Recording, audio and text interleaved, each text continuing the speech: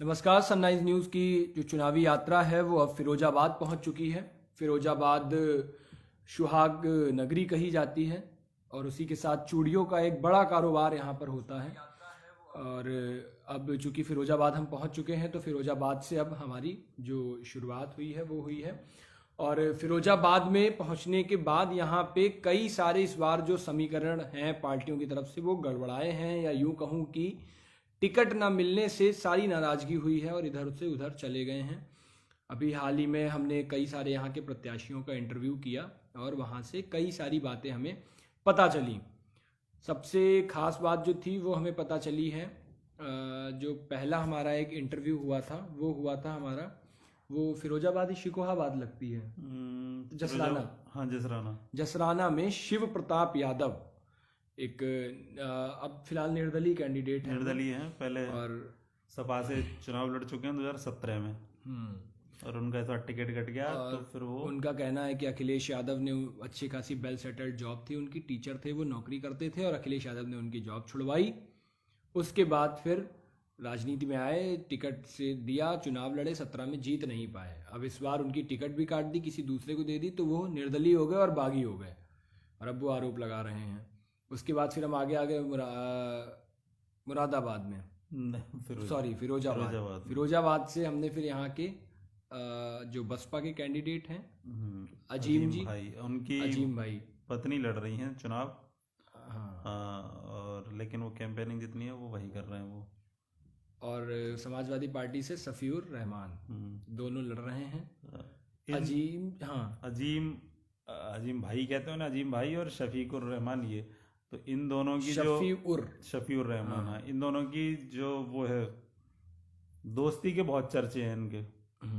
और दोस्ती दोस्ती दोस्ती दोस्ती पहले एक पार्टी में रह करी थी, लेकिन धीरे धीरे करके जब टिकट की बारी आई तो टिकट की वजह से दरार आ गई दोस्ती में। अजीम 40 साल से राजनीति कर रहे हैं और इन्हीं के जो दूसरे समाजवादी पार्टी के प्रत्याशी हैं, और अजीम के खास दोस्त कहते हैं ना वो चड्डी वड्डी वाले फ्रेंड, वो राजनीति में रहे हैं ये दोनों। इनके दोस्ती के किस्से पूरे जिले भर में और पूरी विधानसभा में फेमस हैं। जाते थे, साथ जाते थे, पार्टी में किसी से मिलना है, क्षेत्र में प्रचार जनसंपर्क करना, साथ करते थे। और वो छुट्टन जो समाजवादी पार्टी से जिन्हें टिकट मिली है, और अजीम, अब ये दोनों अलग अलग राह पे हो गए हैं। अजीम बसपा में है और छुट्टन जो है वो समाजवादी पार्टी से टिकट मिली है। छुट्टन अभी भी अपने आप को कार्यकर्ता बताते हैं, और अभी इतना हमने आज उनका इंटरव्यू किया, कार्यकर्ता की तरह वैसे लग भी रहे थे आज बिल्कुल कि हाँ, नेता नहीं लग रहे थे उतने बड़े जितने जैसे होते हैं नेता में, बातें होती हैं बहुत सारी वो। और जब अजीम का हमने इंटरव्यू किया तो वो कई दफ़े तो भावुक हो गए जब उनको छुट्टन का जिक्र किया कि एक दोस्त था मेरा, इतना वफादार दोस्त था जिसने गद्दारी की है, तमाम काफ़ी सारी बातें उन्होंने कही। वो आप जब इंटरव्यू आया तब देखिए। हम उससे अलग हटके, ये तो नेता नगरी की बात हो गई, मुरादाबाद मुझे क्यों निकल रहा है मुझे समझ नहीं आ रहा है। फिरोजाबाद में हमने आज पहुंचे हम जैन मामा, जहाँ खाना खाया हमने, मामा होटल नाम से है ये, जैन मामा होटल। और ये जैन मामा होटल पे यहाँ का बड़ा प्रसिद्ध होटल बताया जाता है। आपको खाना कैसा लगा वहाँ का? ठीक लगा, सर्विस थोड़ी ठीक नहीं थी, बाकी खाना ठीक था। और वो मटके वाला भी वो बता दीजिए जहाँ पे हमें थोड़ी दूर से आना पड़ गया।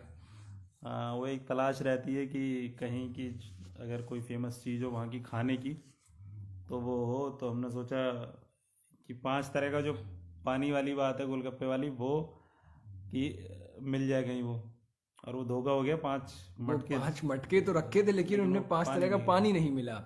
एक में दही रखा हुआ था, एक में ऐसे ही सूप। लेकिन यहाँ पे आपको वो, पिछली बार आप नहीं थे, जब पिछली बार हम आए थे यहाँ पे फिरोजाबाद में, तो यहाँ बेड़े ही खाई थी एक जगह, वो जगह का नाम तो याद नहीं है, लेकिन वो बहुत बढ़िया थी, बहुत शानदार थी और बहुत सस्ती है, मतलब किफ़ायती वो दाम है।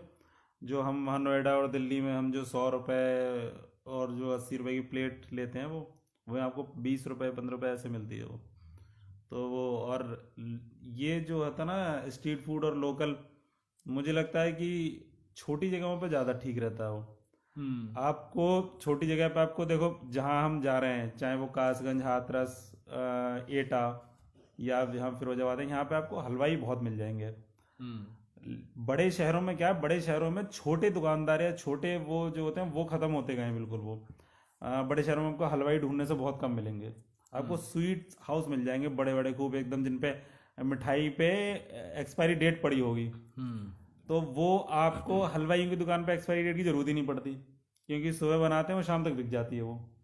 अब जो मिठाई होगी 700 रुपये किलो, 800 रुपये किलो वो दाम रखते हैं, तो वो बिकती भी टाइम से टाइम लगता है उसमें, तो फिर वो डेट डालनी पड़ती है उन्हें वो। आपको यहाँ किसी दुकान पे ऐसी नहीं मिलेगी, और बढ़िया मिलती है। पहले बुजुर्ग लोग कहा करते थे कि मिठाई वहीं से लेनी चाहिए जो जिसकी ज़्यादा दुकान चलती हो, क्योंकि दुकान चलती होगी तो वो आपको रखी हुई चीज़ नहीं मिलेगी वहाँ पे। तो वो सारी चीज़ें कि छोटे शहरों में अभी ये हैं आपको।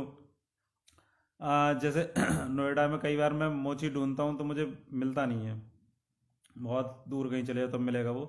आपको यहाँ पे ढूंढने की जरूरत नहीं पड़ती, आपको मिल जाते हैं ये मोची हुए और पंचर वाली सारी चीज़ें जो हैं छोटे छोटे, वो बड़े शहरों में एक इनके लिए जगह नहीं है।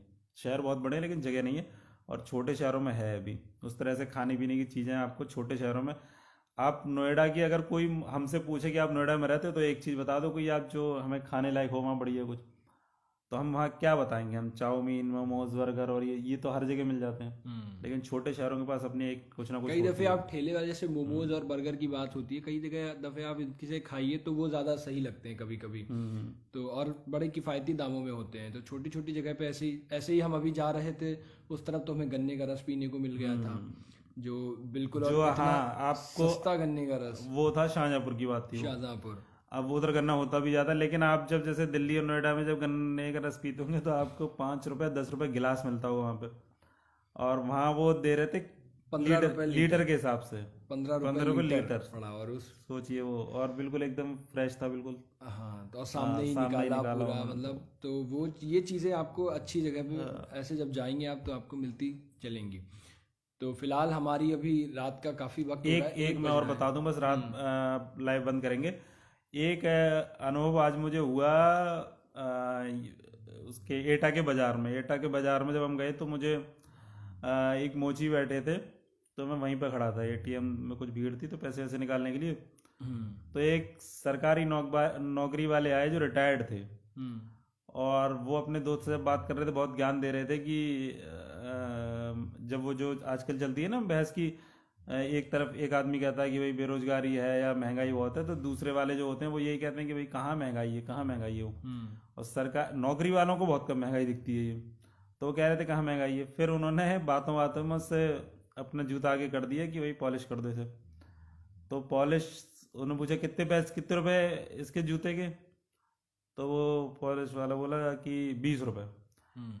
तो 20 रुपए जब उसने बोले तो वो जो सरकारी नौकरी वाले थे वो बोले कि 20 रुपए, अब तक 10 लेते थे, तुम 20 हो गए तुम्हारे।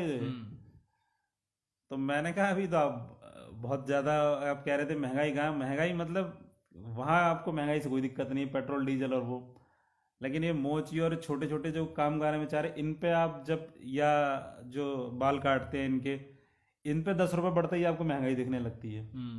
मतलब ये है मेरा कहने का कि आप बाहर जाके अब मॉल में जाके आप खर्चा कराएंगे 500-1000 रुपए का, लेकिन आप जब ठेले वाले पे आप सब्जी लेते हैं 1 किलो आलू लेंगे तो आप उससे कहेंगे कि फ्री में आपको धनिया मिल जाए वो। तो वो है कि वहाँ आप लौटाएंगे, लेकिन छोटे लोग हैं इन पे की आपको दिखती है कि महंगाई बहुत बढ़ रही है। जब महंगाई आप इतनी अच्छी लगती है तो फिर इनका भी तो रोजगार और वो बढ़े। राइट तौर से। तो ये सिर्फ यहाँ की नहीं, हर जगह की समस्या है छोटी छोटी जगहों पे, क्योंकि ऐसे तमाम काफ़ी सारे लोग होते हैं जो कम से कम कुछ काम कर तो रहे हैं, कम से कम भीख नहीं मांग रहे, तो काम करके ही काम कर रहे हैं, तो उनको हमेशा वो होना चाहिए, थोड़े थोड़े ऐसे ही चीज़ों से प्रमोट होना चाहिए। तो फिलहाल रात का मुझे लग रहा है 1 बज रहा होगा, और अब हमारे सोने का वक्त भी हो गया है, क्योंकि आज दिन भर के कई सारे रिपोर्ट वगैरह करी हैं, इंटरव्यूज़ भी करें, तो हम सोते हैं। कल जो हमारा वक्त रहेगा तो हमारा वो फिरोजाबाद ही रहेगा। फिरोजाबाद में दिन में हम रहेंगे, और उसके बाद फिर हम निकलेंगे आगे की सफ़र की, और उसकी सूचना फिर आपको तब दे दी जाएगी। बीच में हम एक दिन में लाइव करेंगे और तब आपको बताते हैं। तो फिलहाल हमें भी इजाज़त दीजिए, हम भी सोते हैं, आराम करते हैं, और आप भी आराम करिए। जो हमें देख रहे हैं उन्हें गुड नाइट, जो सुबह देखेंगे उनको गुड मॉर्निंग। शुक्रिया।